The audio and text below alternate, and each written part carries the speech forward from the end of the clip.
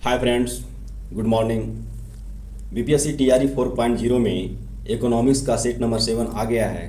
चलिए आगे हम देखते हैं सेट नंबर 7 का पहला प्रश्न क्या कहता है।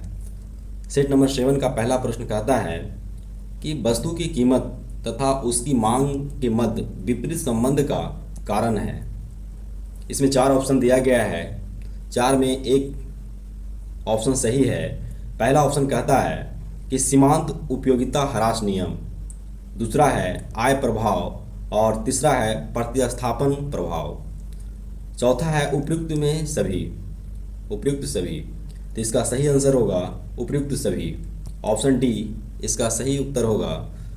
अगला प्रश्न है प्रश्न नंबर 2 में कहता है कि पुनः स्थानापन्न वस्तुओं में मांग की आड़ी लोच जो है अनंत होती है। क्या होती है? अनंत होती है। ऑप्शन ए इसका सही उत्तर होगा।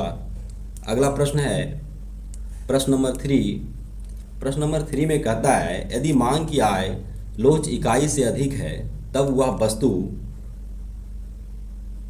वस्तु जो है विलासिता की वस्तुएं हैं। ऑप्शन बी इसका सही उत्तर होगा। अगला प्रश्न है प्रश्न नंबर 4 में कहता है, प्रश्न नंबर 4 में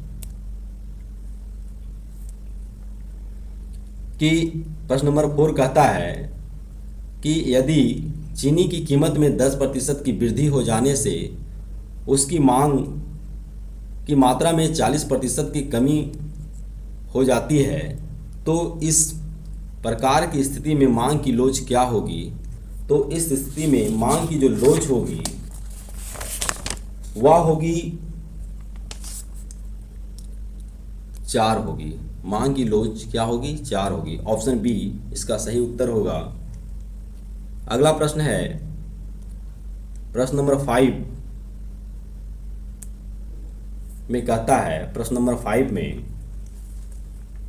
एक वस्तु की मांग लोचपूर्ण होगी यदि कीमत के बढ़ने पर उस वस्तु पर किया जाने वाला कुल व्यय घट जाए। ऑप्शन डी इसका सही उत्तर होगा। अगला प्रश्न है प्रश्न नंबर 6 में कहता है कि किस वर्ष भारत के केंद्रीय बैंक आरबीआई का गठन किया गया? तो यह जो गठन किया गया था 1935 ईस्वी में किया गया था। आरबीआई का गठन 1935 ईस्वी। ऑप्शन ए इसका सही उत्तर है।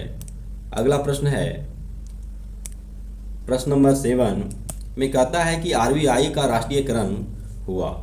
आरबीआई का जो राष्ट्रीयकरण हुआ था यह हुआ था 1949 ईस्वी में हुआ था। 1949 ईस्वी में। ऑप्शन सी इसका सही उत्तर होगा। अगला प्रश्न है प्रश्न नंबर 8 में कहता है कि इंपीरियल बैंक ऑफ इंडिया किस बैंक का भूतकाल में नाम था? तो यह जो इंपीरियल बैंक ऑफ इंडिया जो नाम था, पहले जो नाम था वह स्टेट बैंक ऑफ इंडिया का नाम था। ऑप्शन ए इसका सही उत्तर होगा। अगला प्रश्न है प्रश्न नंबर 9 में कहता है कि न्यूनतम समर्थन मूल्य मिनिमम सपोर्ट प्राइस का निर्धारक है। यह जो निर्धारक है कृषि लागत व मूल्य आयोग है। ऑप्शन सी इसका सही उत्तर होगा। अगला प्रश्न है प्रश्न नंबर 10 में कहता है कि सबसे पुराना राष्ट्रीयकृत व्यापारिक बैंक है। सबसे पुराना राष्ट्रीयकृत व्यापारिक बैंक है वह जो बैंक है स्टेट बैंक ऑफ इंडिया है। कौन है? State Bank of India. Option B इसका सही उत्तर है। अगला प्रश्न है प्रश्न नंबर 11 में कहता है कि भारत में चली पहली रेलगाड़ी में लगे इंजन का क्या नाम था? भारत में जो रेलगाड़ी चली थी, पहली रेलगाड़ी, उसमें जो इंजन लगा था उसका क्या नाम है? तो उसका जो नाम था फांकलैंड था। क्या था? फांकलैंड। ऑप्शन बी इसका सही उत्तर है। अगला प्रश्न है प्रश्न नंबर 12 में कहता है कि रेलवे को सबसे अधिक किराए की प्राप्ति किससे होती है? तो रेलवे को सबसे अधिक जो किराए की प्राप्ति होती है वह माल भाड़ा से होती है। ऑप्शन बी इसका सही आंसर होगा। अगला प्रश्न है प्रश्न नंबर 13 में कहता है वह कौन सी वित्तीय वर्ष है जिससे सार्वजनिक उद्यमों में विनिवेश आरंभ हुआ? कौन सी वित्तीय वर्ष है जिससे सार्वजनिक उद्यमों में विनिवेश आरंभ हुआ? तो वह जो वित्तीय वर्ष है 1991 से 92 है। ऑप्शन बी इसका सही उत्तर होगा। अगला प्रश्न है प्रश्न नंबर 14 में कहता है कि देश में पहली वातानुकूलित डबल डेकर ट्रेन किन दो स्थानों के बीच चली? या जो डबल डेकर ट्रेन जो चली दो स्थानों के बीच, उस स्थान का नाम है हावड़ा से धनबाद। ऑप्शन सी इसका सही उत्तर होगा। अगला प्रश्न है प्रश्न नंबर 15 में कहता है देश में पहली वातानुकूलित डबल डेकर ट्रेन कब चली थी? देश में पहली वातानुकूलित डबल डेकर ट्रेन कब चली? तो यह जो ट्रेन चली थी 2011 में चली है, वातानुकूलित। ऑप्शन ए इसका सही उत्तर है। अगला प्रश्न है प्रश्न नंबर 16 में कहता है कि निम्नलिखित में से कौन सा लौह इस्पात स्वतंत्रता के पूर्व स्थापित हुआ था? यह जो स्थापित हुआ था भारतीय लौह इस्पात company, Mysore iron and steel company, steel works, steel corporation of Bengal, उपयुक्त सभी। इसमें सही आंसर होगा उपयुक्त सभी। ए भी होगा, बी भी होगा, सी भी होगा। सही आंसर डी होगा, उपयुक्त सभी। अगला प्रश्न है प्रश्न नंबर 17 में कहता है कि भारत में पहली रेलगाड़ी कब चली थी? भारत में पहली रेलगाड़ी कब चली थी? तो भारत में पहली जो रेलगाड़ी चली थी, भारत में पहली रेलगाड़ी जो चली थी वह 16 अप्रैल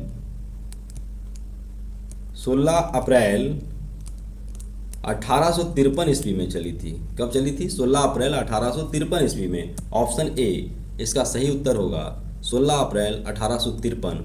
अगला प्रश्न है प्रश्न नंबर 18 में कहता है कि साख पत्र दिया जाता है, साख पत्र दिया जाता है, या जो दिया जाता है एक निर्यातकर्ता द्वारा दिया जाता है। ऑप्शन ए इसका सही उत्तर होगा। अगला प्रश्न है प्रश्न नंबर 19 में कहता है कि भारत में लौह इस्पात उद्योग के विकास हेतु कौन सा या से उपयुक्त वातावरण उपलब्ध है या हैं? तो यह जो है उपयुक्त सभी हैं। पहला है यहाँ लौह इस्पात उद्योग के पर्याप्त मात्रा में कच्चे माल उपलब्ध हैं। इस उद्योग के समक्ष विशाल बाजार की सुविधा उपलब्ध है। यहाँ सस्ते एवं कुशल श्रमिक उपलब्ध हैं। उपयुक्त सभी। तो इसका सही आंसर होगा उपयुक्त सही, ऑप्शन डी। अगला प्रश्न है प्रश्न नंबर 20। प्रश्न नंबर 20 में कहता है कि निम्नलिखित में भारतीय लौह इस्पात उद्योग के समक्ष कौन सी समस्या या समस्याएं विद्यमान है? या जो समस्याएं विद्यमान है कौन सी है? तो पहला ऑप्शन है इसका सरकारी क्षेत्र की इकाइयों की अकुशलता। दूसरा है मिनी स्टील प्लांटों की रुग्णता। तीसरा है धातु कर्म के लिए उच्च स्तरीय कोयला की कमी। और चौथा है उपयुक्त सभी। इसका सही आंसर होगा डी, उपयुक्त सही, उपयुक्त सभी। अगला प्रश्न है प्रश्न नंबर 21 में कहता है कि प्रारंभ में नरेगा कितने जिलों में लागू किया गया? नरेगा जो है कितने जिलों में लागू किया गया? तो इसका सही आंसर होगा 200 जिलों में किया गया। ऑप्शन बी इसका सही उत्तर होगा 200। अगला प्रश्न है प्रश्न नंबर 22 में कहता है प्रश्न नंबर 22 में कहता है कि निम्नलिखित में से कौन सा कथन सही है? इसमें कौन सा कथन सही है? पहला है कथन जो व्यक्ति ग्रामीण क्षेत्रों में प्रतिदिन 2100 कैलोरी और शहरी क्षेत्रों में 2400 कैलोरी ऊर्जा वाले भोजन करने में असमर्थ हैं वे गरीबी रेखा के अंतर्गत आते हैं। दूसरा ऑप्शन है बी नंबर जो व्यक्ति ग्रामीण क्षेत्रों में प्रतिदिन 2400 कैलोरी व शहरी क्षेत्रों में 2100 कैलोरी से कम ऊर्जा वाले भोजन प्राप्त करते हैं वे गरीबी रेखा के नीचे आते हैं। तीसरा ऑप्शन है ऑप्शन सी जो व्यक्ति ग्रामीण क्षेत्रों में प्रतिदिन 1500 कैलोरी और शहरी क्षेत्रों में 1800 कैलोरी से कम ऊर्जा वाले भोजन प्राप्त करते हैं वे गरीबी रेखा के नीचे माने जाते हैं। और डी नंबर ऑप्शन है, जो व्यक्ति ग्रामीण क्षेत्रों में प्रतिदिन 3000 कैलोरी और शहरी क्षेत्रों में 2500 कैलोरी से कम ऊर्जा वाले भोजन प्राप्त करते हैं वे गरीबी रेखा से नीचे आते हैं। तो इसका सही आंसर होगा 22 नंबर प्रश्न का सही आंसर होगा बी। इसका सही ऑप्शन होगा बी। जो व्यक्ति ग्रामीण क्षेत्रों में प्रतिदिन 2400 कैलोरी और शहरी क्षेत्रों में 2100 कैलोरी से कम ऊर्जा वाले भोजन प्राप्त करते हैं वे गरीबी रेखा से नीचे आते हैं। सही उत्तर होगा 22 नंबर प्रश्न का बी। अगला प्रश्न है प्रश्न नंबर 23। प्रश्न नंबर 23 में कहता है कि निम्नलिखित में से कौन सी समिति गरीबी उन्मूलन के सुझाव से संबंधित है। या जो संबंधित है सुरेश तेंदुलकर समिति, सुरेश तेंदुलकर समिति। ऑप्शन सी इसका सही ऑप्शन होगा, ऑप्शन सी सही उत्तर होगा। अगला प्रश्न है प्रश्न नंबर 24 में कहता है कौन सा संगठन विदेश व्यापार का संवर्धन करता है। तो यह जो करता है ECGC, ऑप्शन ए इसका सही उत्तर होगा। अगला प्रश्न है प्रश्न नंबर 25 में कहता है कि विशेष आर्थिक जोन अधिनियम लोकसभा द्वारा पारित किया गया वर्ष कौन सा है। तो यह जो वर्ष है 2005 है। बी 2005 में जो है विशेष आर्थिक जोन अधिनियम लोकसभा द्वारा पारित किया गया था। अगला प्रश्न है प्रश्न नंबर 26 में कहता है प्रश्न नंबर 26 में कि बेरोजगारी की समस्या का निदान किस प्रकार किया जा सकता है। या जो निदान किया जा सकता है उत्पादन में वृद्धि द्वारा, शिक्षा प्रणाली में सुधार करके, जनसंख्या वृद्धि में कमी लाकर, और डी नंबर है उपयुक्त सभी उपायों द्वारा। में सभी होगा ए बी सी डी। इसका सही उत्तर होगा डी, ऑप्शन डी। अगला प्रश्न है प्रश्न नंबर 27 में कहता है कि निम्नलिखित में कौन राष्ट्रीय आय में शामिल नहीं किया जा सकता है या जाते हैं। इसका सही उत्तर होगा डी, उपयुक्त में सभी। पुरानी वस्तुओं का क्रय विक्रय, काला धन का आय, पूंजीगत लाभ तथा अप्रत्याशित लाभ। इसका सही उत्तर होगा ऑप्शन डी। अगला प्रश्न है प्रश्न नंबर 28 में कहता है कि निम्नलिखित में कौन राष्ट्रीय आय में शामिल है। निम्नलिखित में कौन राष्ट्रीय आय में शामिल है। पहला है ऑप्शन है विदेशी तकनीकी विशेषज्ञ को दिया गया वेतन। दूसरा ऑप्शन है वित्तीय दूतावास में काम कर रहे भारतीय कर्मचारियों को मिली मजदूरी। तीसरा है उपयुक्त ए और बी दोनों। चौथा है गैर कानूनी क्रियाएं। इसका सही उत्तर होगा ऑप्शन सी, ए और बी दोनों होगा। ए भी होगा और ए भी होगा। अगला प्रश्न है प्रश्न नंबर 29 में कहता है कि निम्नलिखित लेन देन में कौन सा राष्ट्रीय आय में शामिल नहीं है। या जो शामिल नहीं है 29 नंबर प्रश्न में पुरानी वस्तुओं का क्रय विक्रय, अप्रत्यक्ष कर, उपयुक्त ए और बी दोनों या लाभांश। इसका सही उत्तर होगा सी, पुरानी वस्तुओं का क्रय विक्रय और अप्रत्यक्ष कर या दोनों होगा। अगला प्रश्न है प्रश्न नंबर 30 में कहता है कि प्रत्यक्ष कर के संबंध में कौन सा या से कथन सत्य है। इसमें कौन सा कथन सत्य है इसके बारे में जानना है। तो इसका सही होगा पहला है प्रत्यक्ष कर में कर का दबाव और भार एक ही व्यक्ति पर पड़ता है। दूसरा है प्रत्यक्ष कर में कर का विवर्तन नहीं होता है। और तीसरा है उपयुक्त ए और बी दोनों। और चौथा है इनमें से कोई नहीं। तो इसका सही उत्तर होगा ए और बी दोनों। प्रत्यक्ष कर में कर का दबाव भार एक ही व्यक्ति पर पड़ता है।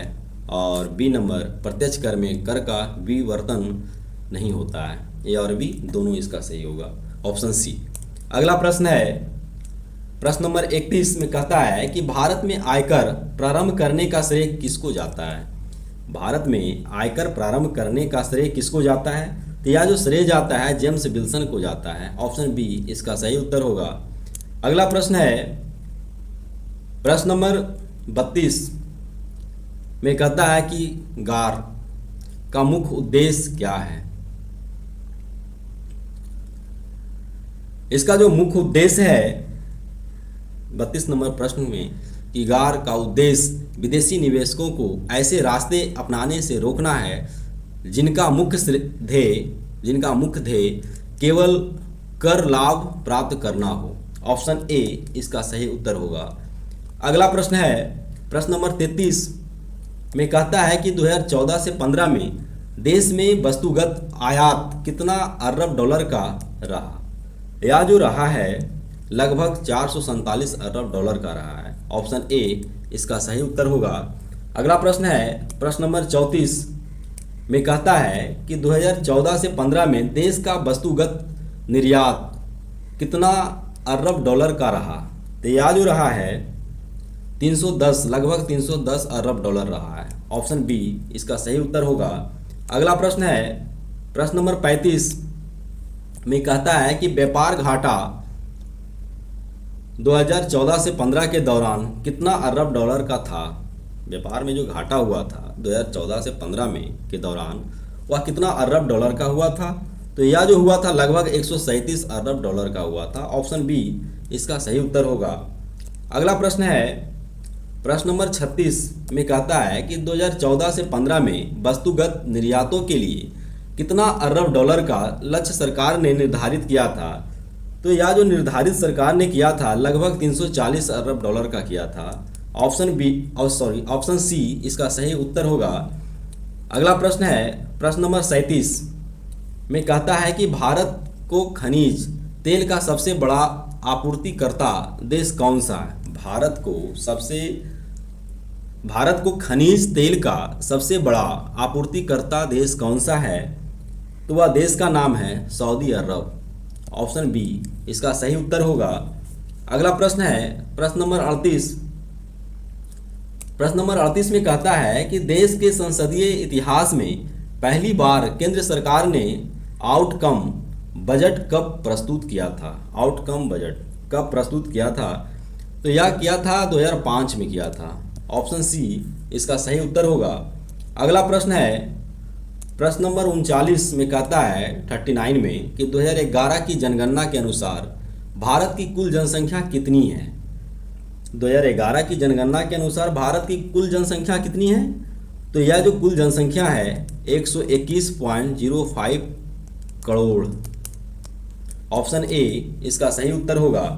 अगला प्रश्न है प्रश्न नंबर 40 में कहता है कि ग्रामीण जनसंख्या कुल जनसंख्या का कितना प्रतिशत है। ग्रामीण जनसंख्या जो है कुल जनसंख्या का कितना प्रतिशत है। तो यह 68% है। ऑप्शन ए इसका सही उत्तर होगा। अगला प्रश्न है प्रश्न नंबर 41 में कहता है कि भारत का जनसंख्या घनत्व है।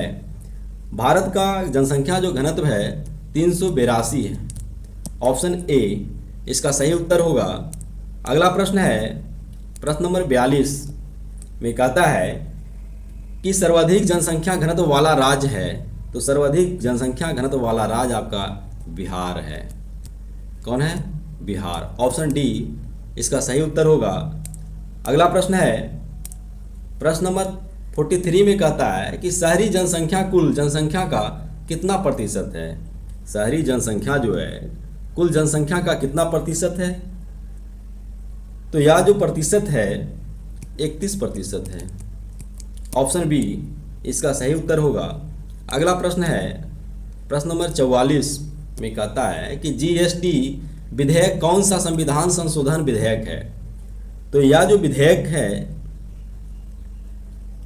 122वां संविधान संशोधन विधेयक है। ऑप्शन सी इसका सही उत्तर होगा। अगला प्रश्न है प्रश्न नंबर 45 में कहता है 45 में कि भारत में लोगों को सबसे ज़्यादा रोजगार किस क्षेत्र में मिलता है। भारत में लोगों को सबसे ज़्यादा रोजगार किस क्षेत्र में मिलता है। तो वो कृषि क्षेत्र में मिलता है। किस क्षेत्र में मिलता है? कृषि क्षेत्र में मिलता है। ऑप्शन ए इसका सही उत्तर होगा। अगला प्रश्न है प्रश्न नंबर 46 में कहता है कि भारतीय रिजर्व बैंक के गवर्नर कौन है? भारतीय रिजर्व बैंक के गवर्नर कौन हैं? तो उर्जित पटेल हैं, उर्जित पटेल। ऑप्शन बी इसका सही उत्तर होगा। अगला प्रश्न है प्रश्न नंबर 47 में कहता है कि हेरोड के समृद्धि मॉडल में G1 समृद्धि की वास्तविक GA है, समृद्धि की वास्तविक दर को, GW समृद्धि की वांछित दर को तथा GN समृद्धि की प्राकृतिक दर को बतलाया है। समृद्धि दर स्थिर होगी जब क्या होगी? जब GA बराबर GW होगा। ऑप्शन सी इसका सही उत्तर होगा। अगला प्रश्न है प्रश्न नंबर 48 में कहता है, प्रश्न नंबर 48 में कि भारत में आय का सबसे बड़ा स्रोत है। भारत में जो आय का सबसे बड़ा स्रोत है वह है निगम कर है। कौन है? निगम कर। ऑप्शन सी इसका सही उत्तर होगा। अगला प्रश्न है 49 प्रश्न में कहता है, 49 प्रश्न में कहता है कि प्रधानमंत्री आवास योजना के अंतर्गत 2019 तक कितने मकान बनाने का लक्ष्य रखा गया है? तो यह जो मकान बनाने का लक्ष्य रखा गया है 2019 तक, उसकी संख्या है लगभग 1 करोड़। कितना है? 1 करोड़। ऑप्शन बी इसका सही उत्तर होगा। अगला प्रश्न है प्रश्न नंबर 50 में कहता है कि 2017 से 18 बजट में राजकोषीय घाटे को कितना फीसदी रखने का लक्ष्य रखा गया है? यह जो लक्ष्य रखा गया है 3.2%, 3.2% रखा गया है। ऑप्शन ए इसका सही उत्तर होगा। अगला प्रश्न है प्रश्न नंबर 51 में कहता है कि भारत में समन्वित ग्रामीण विकास कार्यक्रम कब प्रारंभ किया गया? भारत में समन्वित ग्रामीण विकास कार्यक्रम कब प्रारंभ किया गया? तो यह जो कार्यक्रम प्रारंभ किया गया है 1978 से 1979 के बीच में किया गया था। ऑप्शन बी इसका सही आंसर होगा। अगला प्रश्न है प्रश्न नंबर 52 में कहता है कि निम्नलिखित में कौन सा व्यापार चक्र को शुद्ध मौद्रिक सिद्धांत से संबंधित है? निम्नलिखित में से कौन सा व्यापार चक्र के शुद्ध मौद्रिक सिद्धांत से संबंधित है? तो यह जो शुद्ध मौद्रिक से संबंधित है वह हार्टे से संबंधित है। किससे संबंधित है?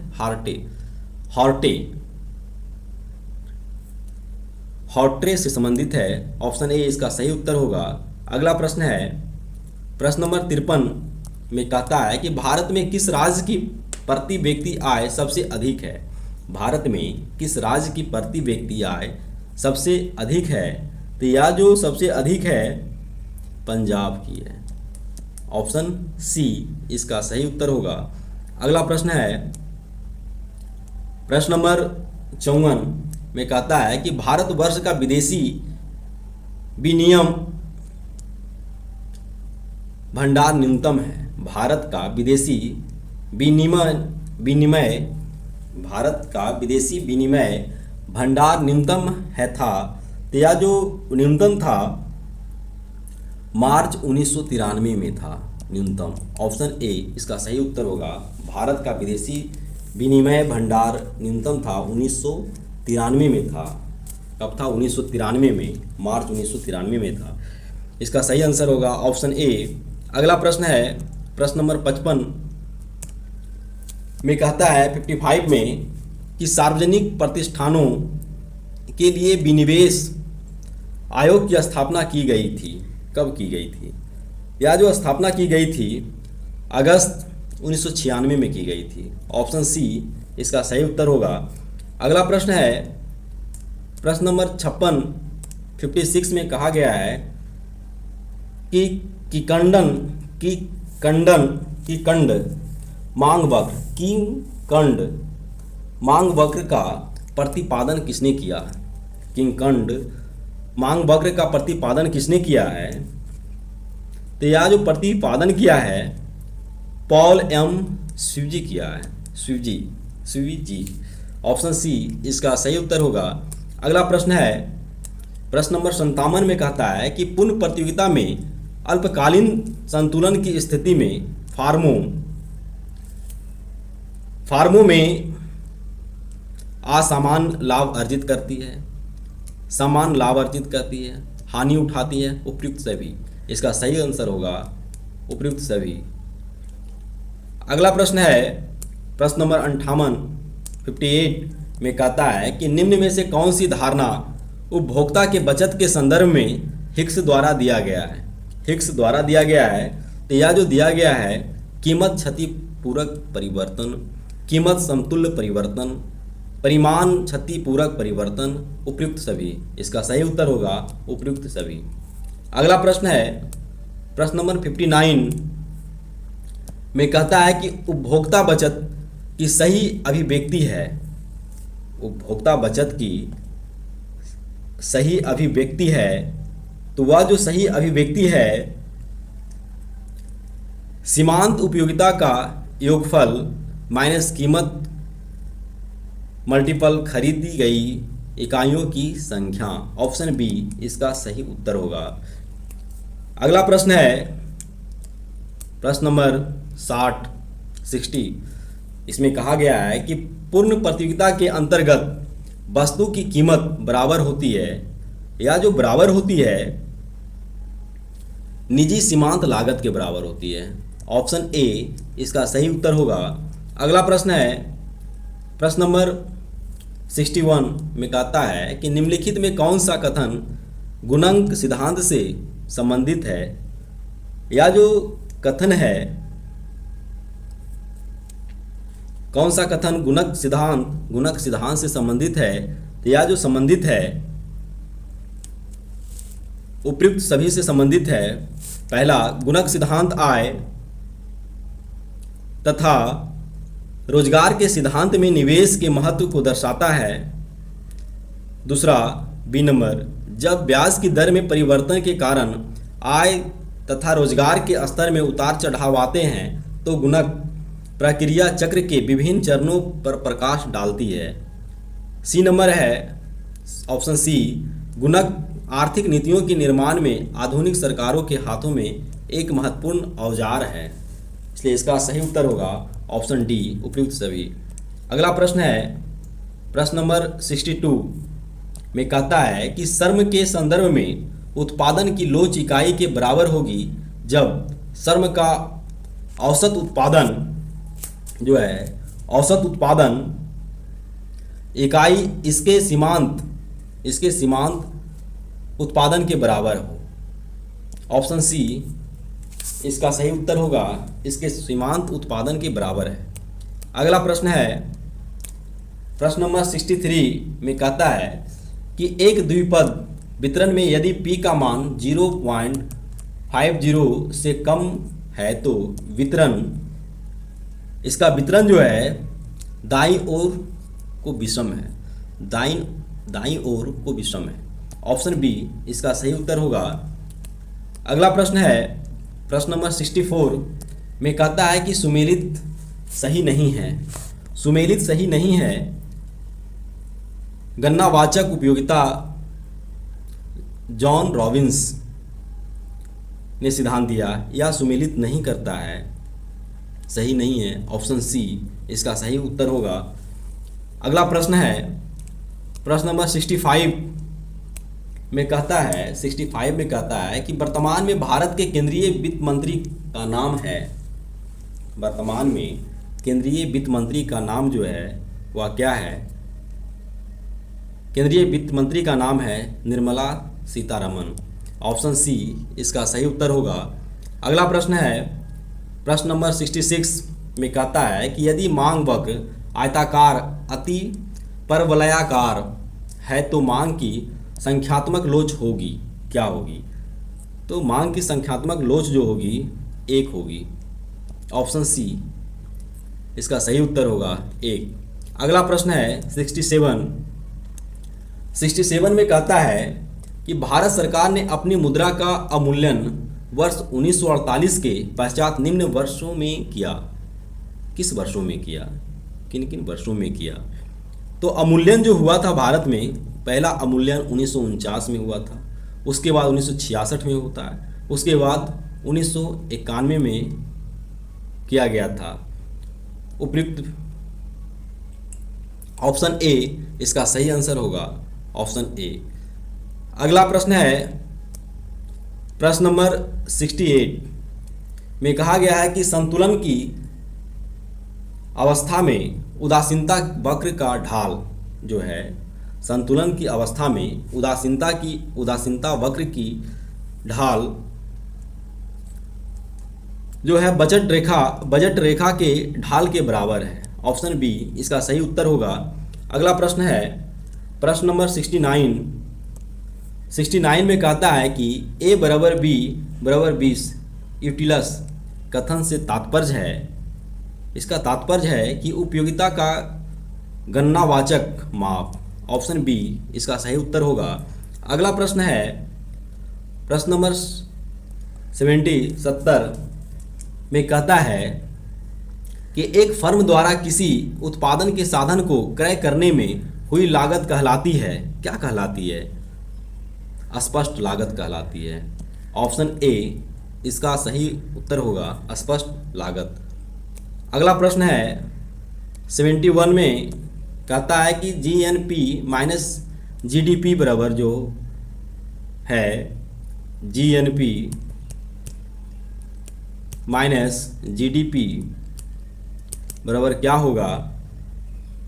तो यह होगा विदेशों से विशुद्ध साधन आय। ऑप्शन सी इसका सही उत्तर होगा, विदेशों से विशुद्ध साधन आय।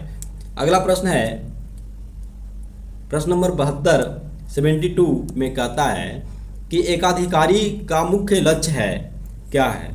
एकाधिकारी का मुख्य जो लक्ष्य है वह है संपूर्ण उत्पादित माल को बेचना। ऑप्शन बी इसका सही उत्तर होगा। अगला प्रश्न है प्रश्न नंबर 73 में कहता है कि समान लाभ का अर्थ है, क्या है? समान लाभ का जो अर्थ है वह है लाभ जो एक साहसी को उसी उद्योग में बने रहने को बाध्य करते हैं।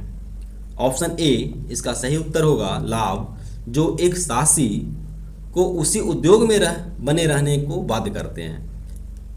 आगे हम देखेंगे प्रश्न नंबर 74 में 74 में कहता है, प्रश्न नंबर 74 में कहता है कि अगर कीमत चल लागतों के बराबर ना हो तो विक्रेता जो है पूर्ति को स्टॉक में परिवर्तित कर कीमत बढ़ने का इंतजार करेगा। ऑप्शन डी इसका सही उत्तर होगा। अगला प्रश्न है प्रश्न नंबर 75 में कहता है कि पुनः प्रतियोगिता में दीर्घकाल में शामिल होगा जब सीमांत आय बराबर सीमांत लागत बराबर औसत आय बराबर औसत लागत। ऑप्शन बी इसका सही उत्तर होगा, सीमांत आय बराबर सीमांत लागत बराबर सीमांत आय बराबर सीमांत लागत, सीमांत आय बराबर सीमांत लागत बराबर औसत आय बराबर औसत लागत होगा। इसका सही उत्तर होगा ऑप्शन बी। अगला प्रश्न है प्रश्न नंबर 76 प्रश्न नंबर 76 में कहता है कि अतिरेक क्षमता रहते हुए भी साम्य होता है, या जो साम्य होता है गलाकाट प्रतियोगिता में। ऑप्शन बी इसका सही उत्तर होगा। अगला प्रश्न है प्रश्न नंबर 77 में कहता है कि निम्न में से किस वर्ष में भारतीय निर्यात में वृद्धि की दर सर्वाधिक थी? निम्न में से किस वर्ष में भारतीय निर्यात में वृद्धि की दर सर्वाधिक थी? तो यह जो थी 2000 से 2001 में थी। ऑप्शन ए इसका सही उत्तर होगा। अगला प्रश्न है प्रश्न नंबर 78 में कहता है कि निम्नलिखित में से कौन सा एक भारत का सबसे महत्वपूर्ण विदेशी मुद्रा अर्जक है। या जो महत्वपूर्ण विदेशी मुद्रा अर्जित है, अर्जक नहीं होगा यहाँ, अर्जित होना चाहिए, अर्जक है वह हस्तशिल्प है। क्या है? हस्तशिल्प है। ऑप्शन ए इसका सही उत्तर होगा। अगला प्रश्न है प्रश्न नंबर 79 में कहता है कि भारत में केंद्र सरकार द्वारा ब्याज भुगतान पर किया जाने वाला व्यय सम्मिलित किया जाता है। भारत में केंद्र सरकार द्वारा ब्याज भुगतान पर किया जाने वाला व्यय सम्मिलित किया जाता है, किसके अंतर्गत किया जाता है? तो यह जो किया जाता है गैर योजनागत राजस्व व्यय के अंतर्गत किया जाता है। ऑप्शन बी इसका सही उत्तर होगा, गैर योजनागत राजस्व व्यय के अंतर्गत। अगला प्रश्न है एवं अंतिम प्रश्न है प्रश्न नंबर 80 में कहा गया है कि भारत सरकार अपनी चालू आय में से अधिकतम मात्रा खर्च करती है या जो करती है ब्याज की अदायगी पर।